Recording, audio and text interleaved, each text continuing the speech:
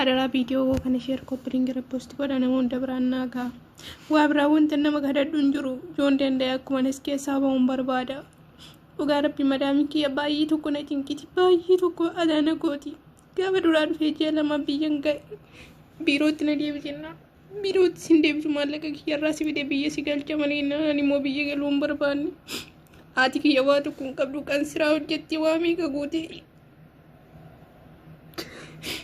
gaafa deemu saatu ofiisii deessee ji'a tokko jechuudha saatu kitti tokko qabdu gurgurtee na deemsiste san deemu adda borii birrii nama meeqarraa liqeeffachuu nama kadhattee dadhabdee ofiisii deessee jiifti deemuu hin dandeessu saatu kitti qabdu saadalee ji'a lama jabbii wajjiniin gurgurtii na deemsisti ani immoo sanaan sabee gisee sin biyya si galchamoo 500 hojjettee naan jennaan rakkoon qabu 500 hojjedha jedheen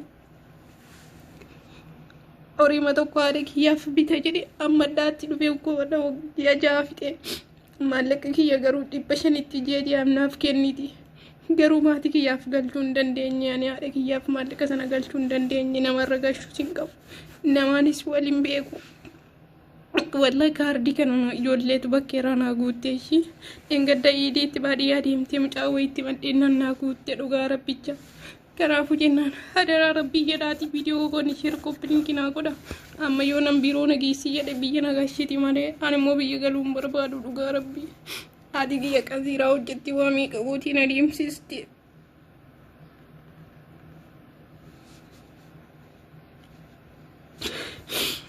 adara viidiyoo koo share copying repost godha akkanii nama hunda bira naa ga'unaaf naaf godhaa shi waabraa maallaqalleen hin qaba dhugaa ji'a ja'a 500 kan naga dadha'u kan hojjetadha ofirkaa qaba akka ba'uun qabu garuu akka ba'uu hin danda'u mana si fayyaa kaameeraadha harkan na bira tiisee natti hiiti miila isi bira rafa abbaa hunaan qabdu isiin isi bira rafa seqendii tokko akka irrabeerraa ka'in aanjetti maa irraftan aanjetti dhugaa adaa rabbii nagooti adaraa maanaa isiniif haa ta'u viidiyoo koo share copying repost godhan nama biraan naagaa waabraa wantan isin kadhadhu hin jiru yoo danda'e akka ba'u kan ta'e akka ba'u barbaada biiroon silkii biiroo ammallee nan qaba dhugaa rabbiin narraan kaasanu yoo dawwale narraan kaasanu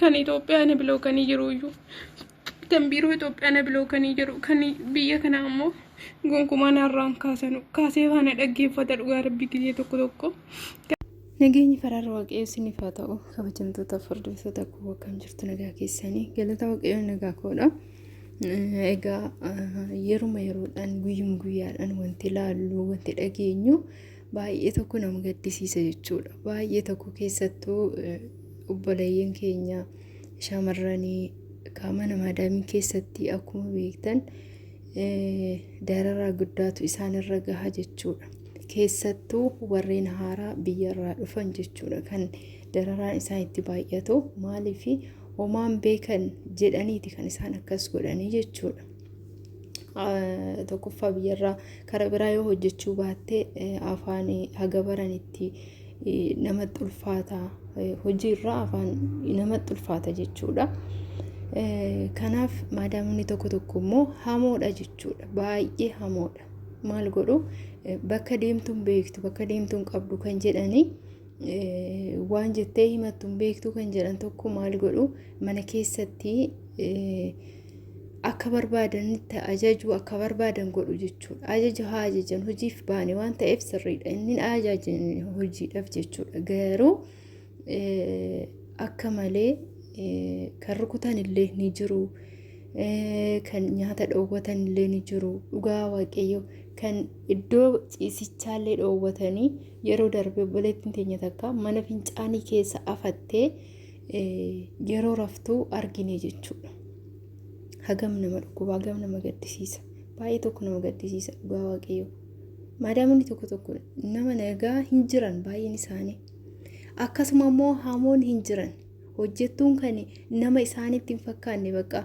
garuu kan nama isaan godheeyyuu eenyudha bar numa hojjettuudha kan nama isaan taasiseeyyuu jechuudha kanaaf isaan immoo akka waan isheedhaa ol ta'anii ishee ofii gaditti ilaalanii akka barbaadan itti taphatu obboleettii teenya kana akkuma argitanii iddoo jirtullee hin dubbanne kaa bakka isheen jirtu hin beeku garuu waaqayyo isheedhaaf haa birmatu dhugaa waaqayyo akkuma dhageessan haasaa ishee irratti haati koo sa'a tokko gurgurtee biyyarraa na ergitee egaa maatii baay'een akkasii jechuudha. Waan qaban gurguranii ilmoo isaanii karaa biyya Arabaatti ergu jechuudha. Maaliif kan caalu hojjettee naaf fiddee kan caalu hojjettee qarshii ergitee naaf dabarsiti kan jedhan tokkorraa jechuudha.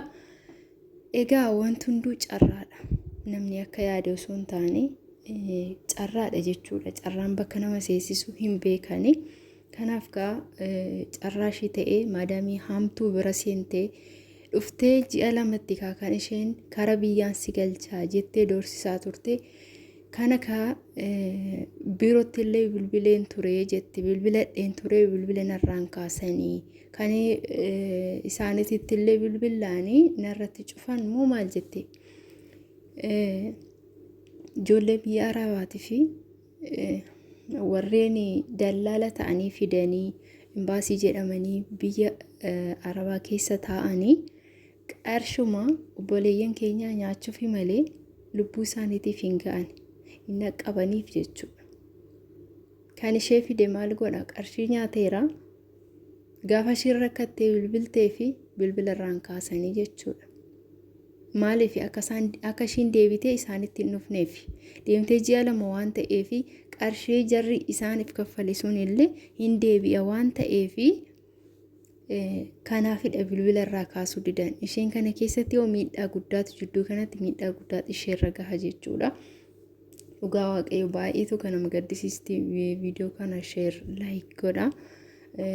Waaqayyo dhugaa waaqayyo ishee faana haa ta'u. Warreen akkanatti rakkatan hunda isaanii waaqayyo isaan haa baasu. Yoomiyyuu namni keenya dhaqqabee rakkina keessaa isaan hin baasu. Oguma waa tokko ta'an oguma lubbuun isaanii darbee yookaan immoo bakka waa tokko ta'anii miidiyaa irratti wal ga'anii akkas ta'ee jedhu malee gaafa isheen lubbuun jirtu gaafa kanatti iyyatattu gadi bahanii osoo si waan tokko hin ta'in haa baraarru hin jedhanii jechuudha. Dhugaa baay'ee nama gaddisiisa.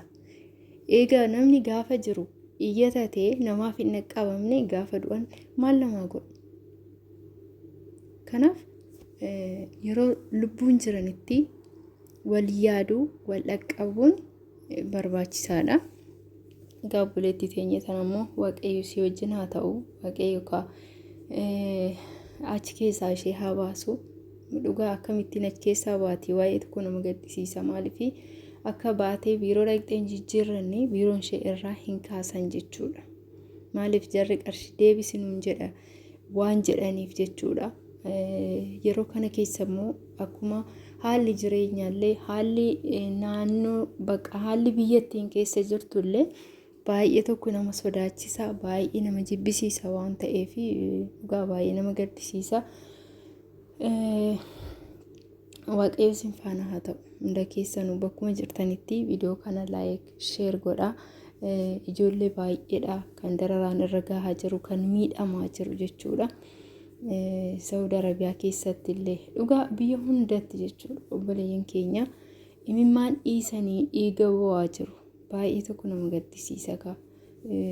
Nyaannan nama nyaatti jedhamtiire jijjiiramna jennee biyyarraa baanee biyya hambaa keessatti akkanatti hin dararamuuni akkana ta'uun baay'ee nama dhukkuba jechuudha. Namni akkana ta'ee ilaaluuni waaqayyo isaaniif haa mirmatu, waaqayyo isaaniif haa dhaqqabu. Yoomiyyuu gaafa lubbuun jiran namni yoo iyyatan namni namaaf dhaqqabu hin jiru, namni namaaf mirmatu hin jiru. Akkuma beektanii imbaasiin illee akka imbaasii biyya biraa miti. Imbaasiin biyya biraa bar xiqquma sagalee na dhaqqabaa jettee sagalee iyyate dabarfatte taanaanii daqiiqatti tarkaanfii fudhatan jechuudha. Keenya garuu haga qarshii namarraa nyaatanitti malee waa tokko namaaf hin dhukkubsatan. Garuu akka hojjaa isaaniitti isaaniif kenna. Waaqni hiyyeessa rafeen bulu. Egaa waaqayyo ishee lafaa dhaqqabu ani ana kimcootaa na gaddisiiste hin jirtu. Dhugaa baay'ee tokko na gaddisiiste. Biyyatti galuuf haadha isheetiif yaadde kan qabdu gurgurtee biyyarraa baaste waan ta'eef bakka baay'ee tokko na gaddisiiste. Dhugaa waaqayyo isheef haa dhaqqabu. Viidiyoo kana laayik sheer godhaa.